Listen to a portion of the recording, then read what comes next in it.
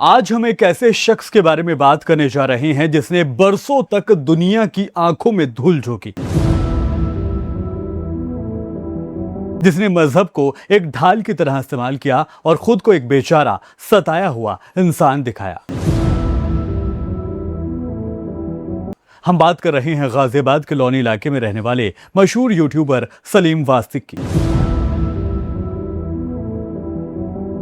वही सलीम वास्तिक जिस पर कुछ वक्त पहले जानलेवा हमला हुआ था और पूरी दुनिया में यह शोर मच गया था कि एक एक्स मुस्लिम होने की वजह से उसे निशाना बनाया जा रहा है। लेकिन दोस्तों, सच इससे कहीं ज्यादा भयानक और रोंगटे खड़े कर देने वाला है। जिस शख्स को दुनिया एक पीड़ित, एक विक्टिम समझ रही थी, हकीकत में वो एक मासूम बच्चे का कातिल निकला। जी हां, एक ऐसा मुजरिम जो 25 साल तक पुलिस को चकमा देता रहा है।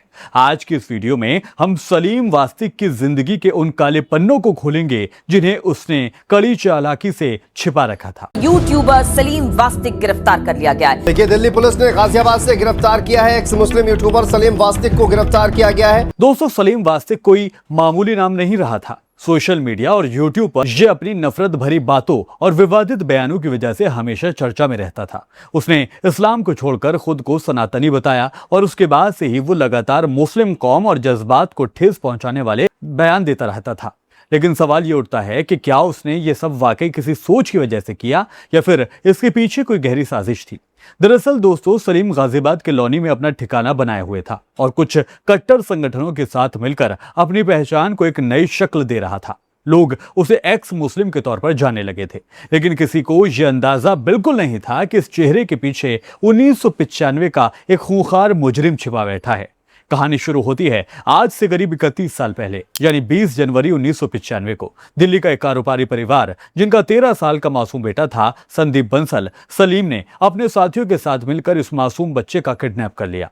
जरा सोचिए उस माँ बाप पर क्या गुजरी होगी जिनका कलेजा उनसे छीन लिया गया था।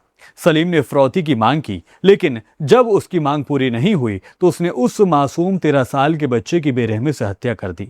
एक ऐसी जान जिसकी किसी से दुश्मनी से कोई लेना देना तक नहीं था। पुलिस ने उस वक्त मेहनत की और सलीम को धर दबोचा था। मामला अदालत में चला और 1997 में कोर्ट ने उसे इस संगीन जुर्म के लिए उम्र कैद की सजा सुनाई। उसे जेल भेज दिया गया, लेकिन शैतान दिमाग में कुछ और ही चल रहा था। साल 2000 में सलीम को पैरोल या बेल पर जेल से बाहर आने का मौका मिला और बस यही वो वक्त था जब उसने कानून की आंखों में धूल झोंकना शुरू कर दिया।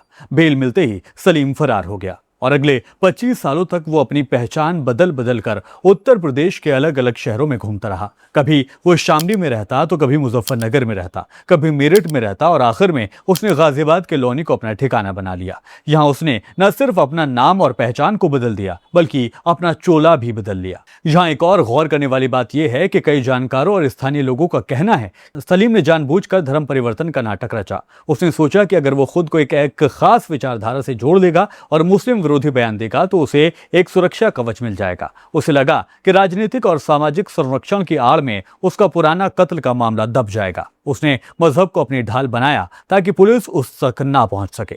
आपको याद होगा, इसी साल 27 फरवरी को लोनी में सलीम वास्तिक पर एक हमला हुआ था। 2 हमलावर बाइक पर आए और उसके दफ्तर में घुसकर उस पर चाकू से ताबड़तोड़ हमला कर दिया था। हमलावरों ने उसका गला रेतने की कोशिश की थी। उस वक्त ये खबर आग की तरह फैल गई थी। पुलिस हरकत में भी आई और एनकाउंटर में उन दोनों हमलावरों को मार गिराया गया था। इस हमले के बाद सलीम को बहुत सहानुभूति मिली थी। लोग उसे एक बहादुर इंसान की तरह देखने लगे जो अपनी बात पर अड़ा रहा। लेकिन शायद ऊपर वाले को कुछ और ही मंजूर था। जब इस हमले की जांच गहराई से शुरू हुई और दिल्ली पुलिस की फाइलों को खंगाला गया तो एक चौंकाने वाला सच सामने आया। पुलिस को पता चला कि जिस सलीम वास्तिक पर हमला हुआ है वो असल में वही अपराधी है जो 25 साल पहले जेल से फरार हो गया था। शनिवार की सुबह दिल्ली पुलिस की एक टीम खामोशी के साथ गाजियाबाद के लोनी पहुंच गई। सलीम के घर पर दस्तक दी गई और पूछताछ शुरू हुई तो सलीम के पास कोई जवाब ही नहीं था। गाजियाबाद के पुलिस कमिश्नर जे रविंद्र गौड़ ने भी तस्दीक की कि दिल्ली पुलिस उसे अपने साथ ले गई है। दोस्तों, इस पूरी कहानी से हमें क्या समझ आता है?